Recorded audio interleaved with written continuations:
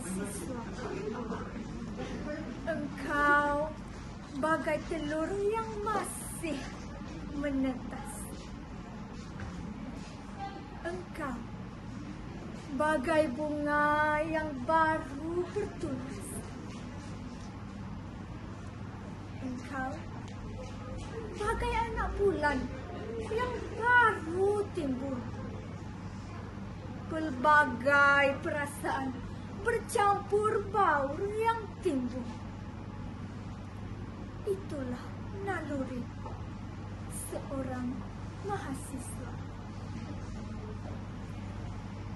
Namun, adakah ianya berwibawa? Adakah ianya berpatutan? Adakah ianya mengikut peredaran masa? Itulah yang dimaksudkan. Peredaran massa yang tidak berkekalan.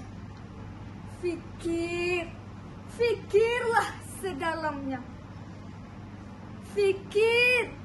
Fikirlah sebaiknya.